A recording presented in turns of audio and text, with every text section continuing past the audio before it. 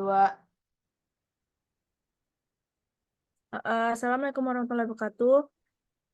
Kami dari kelompok 10 ingin mempresentasikan Migration and Development.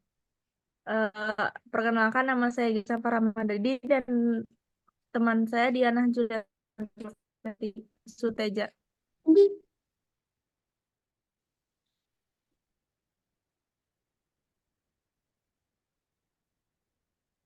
Saya akan perpindahan penduduk dari suatu wilayah ke wilayah lain. Istilah migrasi sudah dikenal sejak lama. Pada masa nenek moyang, manusia dulu hidup berpindah dari satu wilayah ke wilayah lain. Kegiatan migrasi pada masa itu dikenal dengan istilah nomaden, yaitu kehidupan yang berpindah-pindah terutama untuk memenuhi kebutuhan sehari-hari. Istilah migrasi juga berarti perpindahan penduduk dengan tujuan untuk menetap dari suatu tempat ke tempat lain melampaui batas politik atau negara maupun batas administrasi atau batas bagian dalam suatu negara. Setiap penduduk yang pindah dengan tujuan ingin menetap ataupun hanya bertempat tinggal sementara dapat juga dikatakan migrasi. Namun demikian, ternyata semua perpindahan belum tentu termasuk migrasi, namun semua migrasi belum sudah pasti perpindahan. Kemudian yang kedua ada dimensi migrasi. Yang pertama itu ada dimensi ruang. Berdasarkan dimensi ruang, maka migrasi adalah perpindahan dari suatu tempat ke tempat lain yang berarti suatu perpindahan wilayah dan suatu perpindahan jarak tertentu. Wilayah-wilayah yang dimasukkan ke itu yang penting untuk dianalisis atau berdasarkan ciri-ciri wilayah. Ciri-ciri tersebut dibedakan atas dasar kriteria ekonomi atau tingkat pendapatan, struktur produksi, dan lain-lain, demografis, kebudayaan, bahasa, dan politik. Suatu perpindahan juga dapat dikatakan sebagai migrasi jika mengalami perubahan jarak tertentu. Yang kedua ada migrasi tempat tinggal. Perpindahan meliputi tempat tinggal dalam jangka waktu yang relatif lama dapat disebut dengan migrasi. Pengertian migrasi dari dimensi tempat tinggal memiliki dua makna.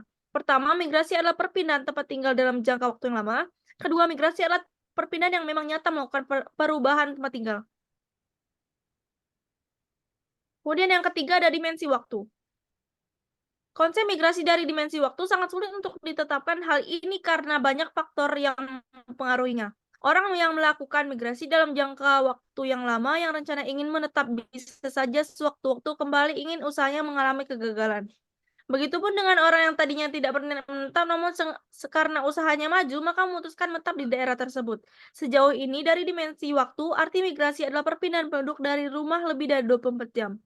Bahkan ada yang mengatakan bahwa migran adalah mereka yang pernah berpindah berapapun lamanya sejak kelahiran. Yang keempat ada dimensi perubahan kegiatan. Perubahan tempat tinggal dengan disertai perubahan kegiatan itulah yang disebut migrasi. Perpindahan perubahan kegiatan dapat berarti mengubah jenis kegiatan atau mengejar jenis kegiatan yang serupa. Jadi, seseorang yang pindah dalam jangka waktu tertentu dengan disertai perubahan pada jenis kegiatannya dapat digolongkan dalam migrasi berdasarkan dimensi perubahan kegiatan. Selanjutnya, materi akan disampaikan oleh teman saya, Diana. Selanjutnya di sini saya akan menjelaskan tentang jenis-jenis migrasi. Luasnya cakupan perpindahan dan faktor-faktor yang mempengaruhinya membuat istilah migrasi sulit untuk diterjemahkan secara pasti. Oleh sebab itu, pembahasan berikut ini akan menguraikan jenis-jenis migrasi. Yang next.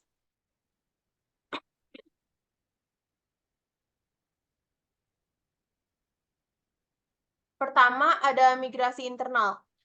Migrasi internal itu ada tiga, yaitu ada urbanisasi, ruralisasi, dan transmigrasi. Urbanisasi adalah perpindahan penduduk dari daerah pedesaan ke daerah perkotaan. Ini biasanya terjadi karena orang mencari peluang kerja, pendidikan, dan fasilitas yang lebih baik di kota. Kedua, ada ruralisasi, adalah perpindahan penduduk dari daerah perkotaan ke daerah pedesaan. Ini bisa terjadi karena berbagai alasan, termasuk mencari lingkungan yang lebih tenang, biaya hidup yang lebih rendah, atau kehidupan yang lebih dekat dengan alam. Ketiga, transmigrasi adalah program pemerintah yang mengatur pemindahan penduduk dari daerah yang padat ke daerah yang kurang padat untuk pemerataan penduduk dan pembangunan. Selanjutnya ada migrasi internasional. Itu ada migrasi dan emigrasi. Yang pertama, imigrasi adalah perpindahan masuk ke suatu negara. Individu yang melakukan ini disebut imigran. Mereka pindah ke negara baru dengan tujuan menetap, baik untuk bekerja, belajar, atau alasan keluarga. Yang kedua ada emigrasi adalah perpindahan keluar dari suatu negara. Individu yang melakukan ini disebut emigran. Mereka meninggalkan negara asalnya untuk mencari kehidupan yang lebih baik di negara lain. Yang ketiga ada berdasarkan status migrasi. Itu ada migrasi permanen, migrasi sementara, dan migrasi musiman. Migrasi permanen merupakan perpindahan tempat tinggal untuk jangka waktu yang tidak terbatas atau lama. Migrasi sementara merupakan migrasi yang kegiatannya berpindah namun tempat tinggalnya masih daerah yang lama. Dan terakhir, migrasi musiman merupakan perpindahan yang terjadi sesuai dengan musim tertentu seperti migrasi pekerja musiman. Boleh tolong di next?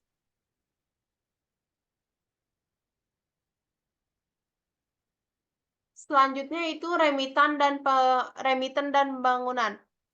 Remiten dan pembangunan memiliki hubungan yang erat dan kompleks. Remiten adalah pengiriman uang oleh pekerja migran ke negara asal mereka. Sepanjang tahun 2020, pemerintah Indonesia telah menerima pemasukan remitansi sebesar 9,43 miliar USD pada 2020. Nilai ini merupakan nilai yang paling kecil dalam 4 tahun terakhir, salah satunya dikarenakan adanya pandemi yang terjadi secara global. Devisa yang diperoleh dari remitansi merupakan yang terbesar kedua setelah minyak dan gas. Pengaruh remiten terhadap pembangunan dapat dilihat dari berbagai aspek. Next.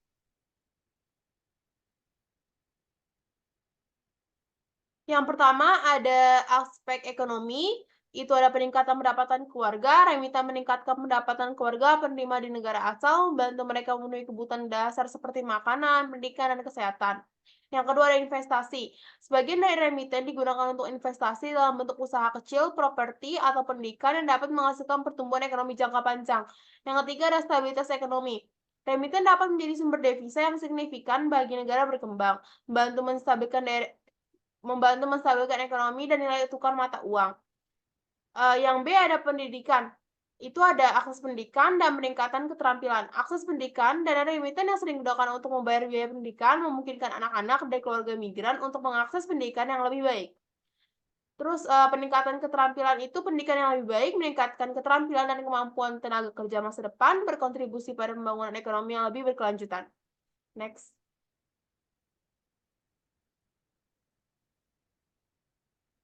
Yang C ada kesehatan. Ada dua, akses layanan kesehatan dan kesehatan yang lebih baik.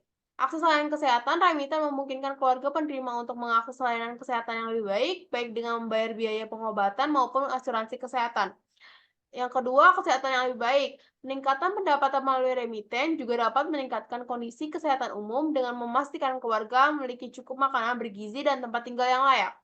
Yang terakhir, D, infrastruktur. Itu ada pembangunan infrastruktur dan peningkatan kondisi hidup. Di beberapa yang pembangunan infrastruktur itu ada di beberapa daerah, remiten digunakan untuk membangun infrastruktur lokal seperti jalan, sekolah, dan fasilitas kesehatan yang berkontribusi pada pembangunan daerah tersebut. Terus peningkatan kondisi hidup itu infrastruktur yang lebih baik dapat meningkatkan kualitas hidup masyarakat secara keseluruhan. Remiten memiliki potensi besar untuk mendorong pembangunan ekonomi dan sosial di negara asal migran. Namun, untuk memaksimalkan dampak positifnya, penting bagi pemerintah dan lembaga terkait untuk mengembangkan kebijakan yang mendukung penggunaan remiten secara produktif dan berkelanjutan. Ini bisa mencakup program-program untuk mendukung investasi lokal, pendidikan, dan pembangunan infrastruktur yang dibiayai oleh remiten. Selanjutnya saya kembalikan kepada moderator. Bisa ditarik kesimpulan dari presentasi ini yaitu migrasi memiliki peran yang signifikan dalam transformasi sosial dan ekonomi di berbagai negara. Melalui migrasi, individu memperoleh kesempatan untuk meningkatkan kualitas hidup mereka dan memberikan kontribusi positif terhadap pembangunan negara asal maupun tujuan. Dari segi ekonomi, migrasi membawa potensi peningkatan pendapatan keluarga melalui pengiriman remiten serta memfasilitasi investasi dalam sektor-sektor produktif yang dapat menghasilkan pertumbuhan ekonomi jangka. Dalam pendidikan, migrasi memberikan akses yang lebih baik terhadap pendidikan yang berkualitas sehingga meningkatkan keterampilan dan kemampuan tenaga kerja masa depan yang pada gilirannya berkontribusi pada pembangunan ekonomi yang lebih berkelanjutan. Di sisi kesehatan, migrasi memungkinkan akses yang lebih baik terhadap layanan kesehatan dan meningkatkan kondisi kesehatan umum dengan memastikan keluarga memiliki cukup makanan bergizi dan tempat tinggal yang layak. Terakhir, migrasi juga berdampak positif terhadap infrastruktur lokal dengan remiten yang digunakan untuk membangun infrastruktur seperti jalan, sekolah, dan fasilitas kesehatan yang pada akhirnya meningkatkan kualitas hidup masyarakat secara keseluruhan. Namun, untuk memaksimalkan dampak positif migrasi dan remiten, penting bagi pemerintah dan lembaga terkait untuk mengembangkan kebijakan yang mendukung penggunaan remiten secara produktif dan berkelanjutan, serta memastikan bahwa manfaat migrasi merata dan berkelanjutan bagi semua pihak yang terlibat. Sekian presentasi dari kelompok kami tutup. Wassalamualaikum warahmatullahi wabarakatuh.